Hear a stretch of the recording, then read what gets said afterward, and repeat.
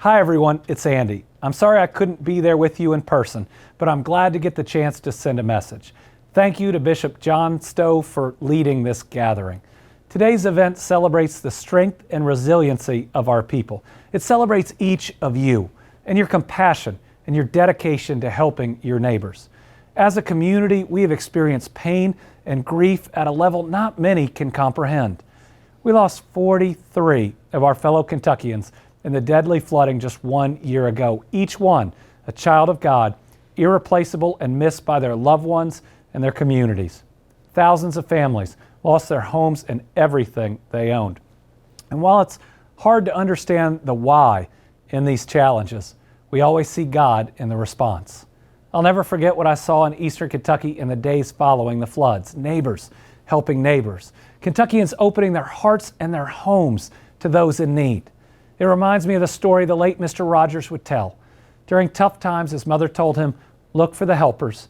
You will always find people who are helping." And that's exactly what I saw everywhere I looked. From the local leaders who worked day and night to set up shelters for people in need, to the good neighbors who hopped in their boats and their jet skis or just waded through the floods to save people, to the first responders who saved countless lives while risking their own, to the school administrators who opened up their cafeterias so people could get a hot meal, and the community volunteers who showed up en masse to help clean up efforts. We saw the Kentucky State Police, Fish and Wildlife officers, and the Kentucky National Guard respond to save lives. Kentucky State Parks provided temporary housing to thousands of individuals and first responders. And our amazing First Lady launched a toy drive to give the children who lost so much in the flooding a reason to smile at Christmas. These helpers have brought me light during some of the darkest days of these past few years. People in this room and across Kentucky have brought me and countless others hope. 1 year ago, and I know you did too, we promised we would be there for the people of Eastern Kentucky until every life and every structure is rebuilt. And together, we are making true on that promise. Since last year's flooding, we've gone to work for our people. FEMA's provided almost $100 million for individual and household assistance.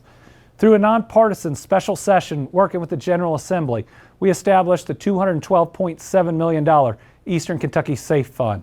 I want to again thank the state legislators for their great work.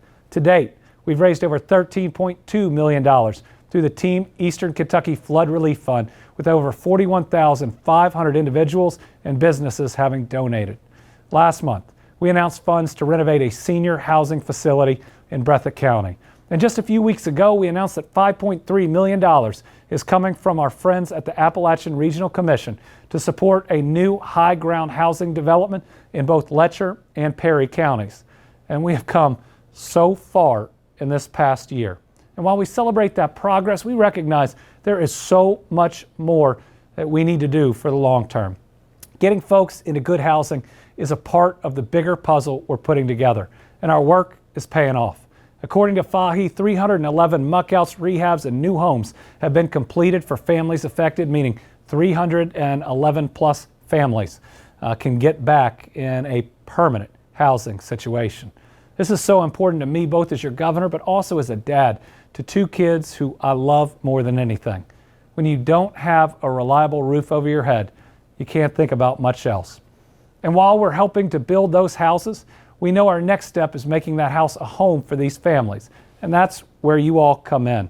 I want to thank the Catholic Diocese of Lexington and all of Catholic Charities.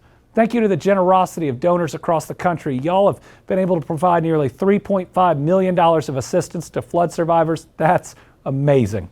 Y'all have provided 102 new HVAC systems, rebuilding materials, and appliances for 157 families, and you provided furniture for 191 homes through the House in a Box program. Your work to provide new furniture and essential items is helping survivors get what they need to move forward. You've helped them replace what was lost so new memories can be made. And I heard that you recently announced that you're sponsoring 4 new homes for flood survivors. I couldn't be more thankful and grateful for the work you're doing for our Eastern Kentucky families.